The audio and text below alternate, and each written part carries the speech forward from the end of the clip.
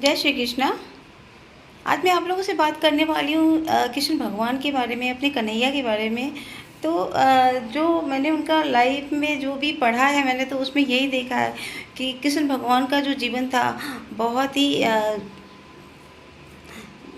उतार चढ़ाव वाली रही है, और हमेशा से वो एक आदर्श और एक कर्मयोगी रहे हैं। कर्म के लिए कर्मयोगी मतलब जो कृष्ण भगवान हैं वो हमेशा ही कर्म को सबसे पहले उन्होंने महानता दिया। जैसे कि उनकी जो माता थी, उन्होंने पैदा किया, उनका भी उन्होंने ध्यान रखा। और फिर जो पालने वाली यशोदा मैया को तो आप सभी लोग जानते हो, क्योंकि यशोदा मैया से तो कृष्ण भगवान कन्हैया कितना प्यार करते थे। तो आज के टाइम में तो चलो ऐसा नहीं होता है, होता भी है तो बहुत कम घरों में ये सब देखने को मिलता है। पर कृष्ण भगवान ने तो हमें बहुत सारी सीख दे के गए हैं और बहुत कुछ सिखाया है। लेकिन शायद हम लोग उस चीज़ को फॉलो करना भूल गए हैं। हिंदू समाज में हमें फॉलो करना चाहिए उन सब चीज़ों को। कृष्ण भगवान ने हमें क्या शिक्षा दिया, क्या सिखाया, लेकिन शायद हम लोग ही हैं जो उस चीज़ों को भूल जाते हैं कि हमारे भगवान ने भी हमारे धरती पे आके कितना कष्ट सहा है। तो हम इंसान क्या है, हम इंसानों को भी कष्ट सहना है और अपना कर्म करते रहना है। कर्म कहते हैं कर्मा सबका आता है, तो आज नहीं तो कल कर्मा सबका आता है। तो क्यों ना हम एक अच्छे कर्म करें, अच्छे जीवन की तरफ चले। कर्म जो हमारे साथ हमारा कर्मा ही है, बाकी कुछ भी नहीं जाएगा। कृष्ण भगवान की सारी बातें हमें याद रखनी चाहिए। तो बस मुझे आप लोगों से यही कहना है कि कृष्ण भगवान के बारे में और भी जो भी कुछ जानते हैं तो आप लोग मुझे बताइए, क्योंकि मुझे बहुत अच्छा लगता है कृष्ण भगवान के बारे में जानना और सुनने का। तो जय श्री राधे। मैं जब भी मथुरा जाती हूँ तो मैं भगवान श्री कृष्ण के बारे में जो भी सुना और पढ़ा है मैंने, तो उसमें मैंने देखा कि भगवान का जीवन बहुत ही संघर्ष से भरा रहा, बहुत ही कठिन रहा।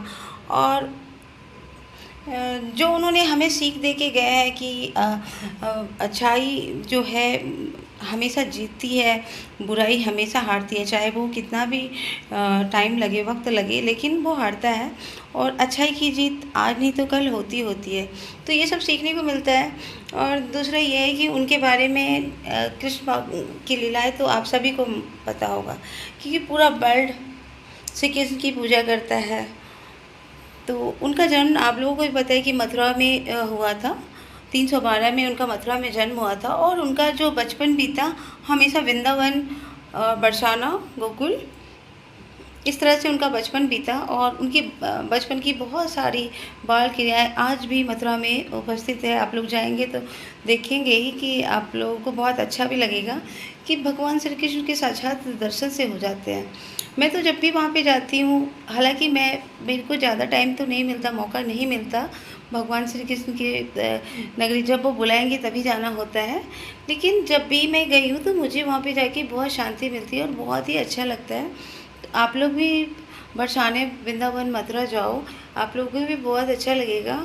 मतलब एक जाने के बाद माइंड में एकदम से श्री कृष्ण का रूप आ जाता है और ऐसा लगता है कि उनकी बाल लीलाएँ सामने आ रही है।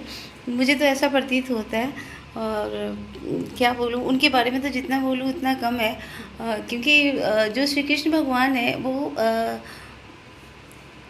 अलग ही छवि उन्होंने दिखाई है। और बहुत ही जो बचपन में उनका देखा है मैंने, देखा तो नहीं है लेकिन जो पढ़ा है, सुना है, तो उसमें यही देखा है कि इनका जीवन बहुत कठिन रहा है, बहुत कठिन लाइफ रही है भगवान श्री कृष्ण की।